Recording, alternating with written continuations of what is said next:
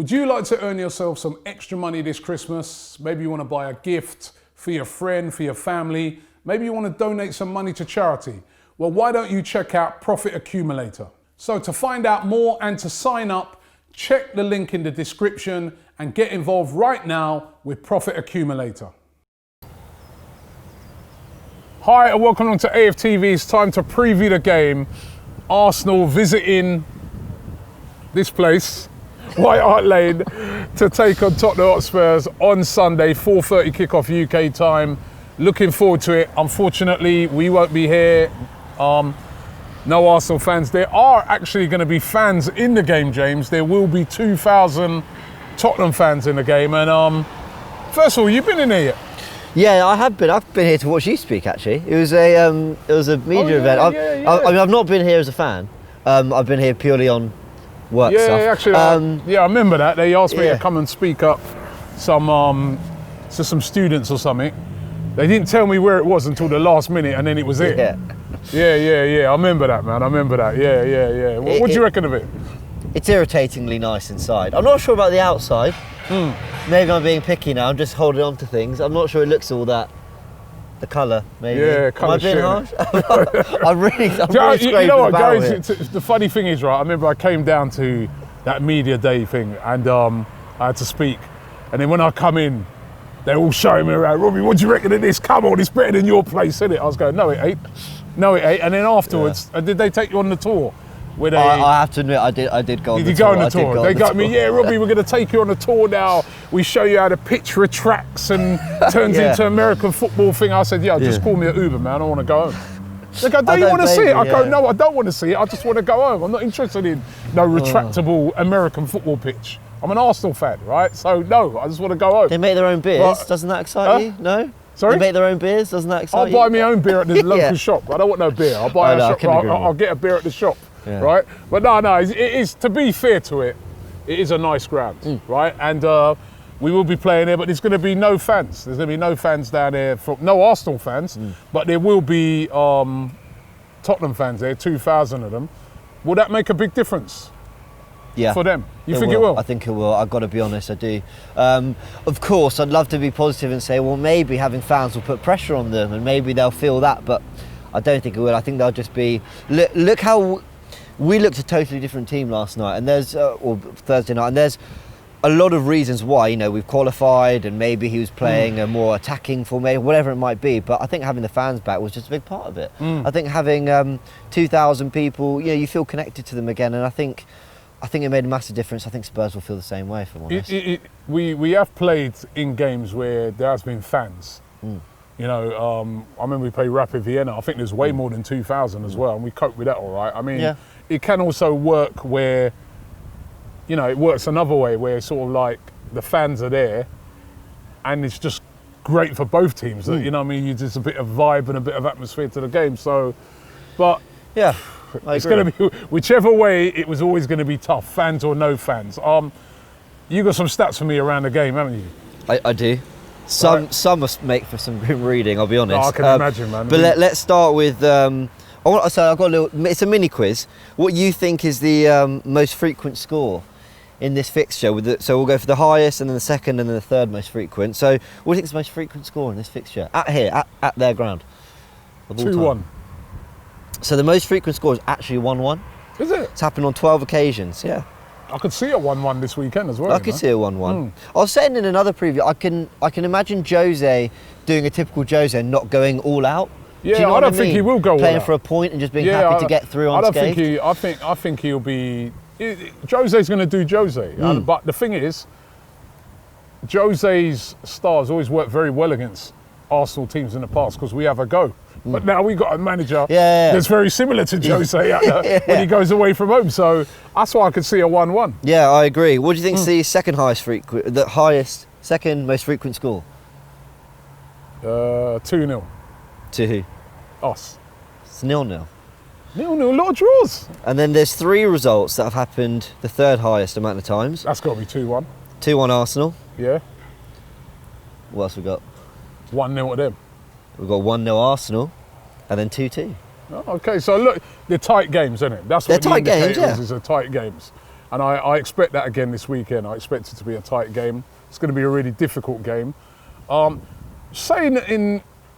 Thinking about it after seeing Lacazette the other night playing that sort of almost like a number 10 role, do you reckon he'll go with that again this weekend?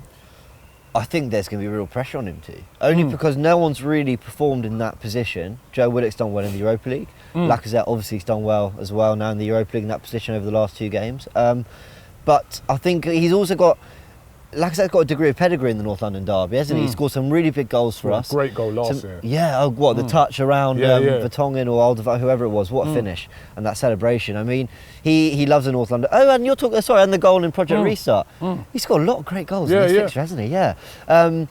Yeah, I think there'll be pressure on him too because he's experienced, he understands the fixture. I don't think he'll be riled by the fans being there. I think he's a calm head, and Aubameyang needs some support. So if he's proven he can slot into midfield and do a bit of a job there. So I think there's real pressure on him to play. There's the obvious one's Aubameyang. We want to see him return to form, but there's another Arsenal player, right, that always does well against Tottenham. It hasn't been for Arsenal, but at Chelsea, Willian. Yeah. He's had great games against it. I mean, last year he run the show here. We need him to turn up for us eventually. Could this be the game for him? I really hope so. He looked like the second coming of Ronaldinho last year. Like when he came. I mean, and I know that I'm exaggerating, but what I'm trying to say is it wasn't just him doing what he does well, which is being a man. It was the skill, the flair, everything. He looked so good. He looks. He always looks like reinvigorated when it's Spurs. And better be this weekend. Yeah, and there are certain clubs that players have just good sort of almost nostalgia and love playing against, and hopefully this will be the same for Willian. Unfortunately, there's one player who plays for them that always turns up against us as well, and that is Harry Kane. Now, how do we stop him and how do we stop Son? Those 2 players in particular, how do Arsenal stop them? They're the ones that I'm really, really worried about, you know? Let me throw this out there. And I was saying this at DT. I would man mark Harry Kane. Everything I've seen in the past few games seems to come through him. He's been dominant in that position. I would man mark him. Would you? Or that's a great shout. You know who'd be great for that is Maitland-Niles. I could really, because he's really good in his one-on-one battles, isn't he? So yeah, that's a really good shout. I could see that. But I mean, essentially what I'm about to say is agreeing with you in a slightly different way, that we basically need to dominate midfield, which I know is so easy to say, we'll dominate midfield and you'll win. But which we haven't done for most of the season. That's where we've lost games. It's true. But they've got real dynamism with Højbjerg, Sissoko and Ndombele. Kane drops in. They really like to pack that central area of the pitch. We need to be good. And that's where I fear, what's the right combination? Is Partey going to be fit? Should El Neni come in? If Partey was fit, it would have to be, for me, Partey, El Neni. No Ceballos? No Ceballos. It'd be Partey, El Neni for me. That would be what I'd be going with. Yeah, and they showed that they showed at Old Trafford that pairing in particular can outdo a 4-man midfield that like United had. So it wouldn't be too dissimilar to that. But we just need, is El Neni ready after having 2 weeks out, and is Partey fit? So otherwise Ceballos and Xhaka. Ceballos and Xhaka, and I'm worried. And that's as I said. I've seen games that Tottenham have played this season where it's been really tight, but it's those 2 guys who always turn up and get them over the line. So we've got to stop them somehow. But I get the feeling it is going to be a tight game, and we need Aubameyang to come to the party. He's got to perform in this game if we're to get anything out of it. And for him to perform, though, we've got to create chances. We've got to give him something to feed off. And where I felt sorry for him is I understand there's been bits of criticism about maybe his movement or whatever, but I feel for him. I think he will make the movement if the ball's on, if the pass is there, if the space is there. So. Yeah, but if Aubameyang turns up, we've always got a chance. And that's the thing, he can, and what he was adding to his game last season was scoring goals out of nothing. You think of the Olympiacos bicycle kick, the goal in the Community Shield, the goal against Chelsea. These are goals where he actually really made that happen for himself. So if we get that Aubameyang, we've always got a chance, absolutely. All right, prediction. All the talk is finished now. Prediction. Yeah, now back up everything I've been saying. I think we'll get a 1-1. Yeah, I want to be more optimistic, but of course you said that. I'm going to go with a 2-1 to us. I do think it's going to be a tight game. It can go either way.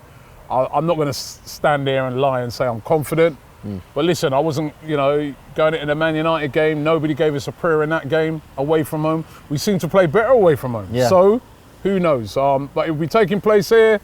Looking forward to it. It's the big one, the North London derby without some fans, 2,000 lucky fans are going to be inside there. But we'll be watching it on our watch along. Make sure you check it out. Big, massive game. Would you like to earn yourself some extra money this Christmas? Maybe you want to buy a gift for your friend, for your family. Maybe you want to donate some money to charity. Well, why don't you check out Profit Accumulator? With the help of Profit Accumulator, you can learn an easy way to earn some extra money by using a thing called match betting. Match betting is a safe and risk-free way to make money from free bets and promotional offers given out by bookmakers. And when done correctly, you can't lose. So to find out more and to sign up, check the link in the description and get involved right now with Profit Accumulator.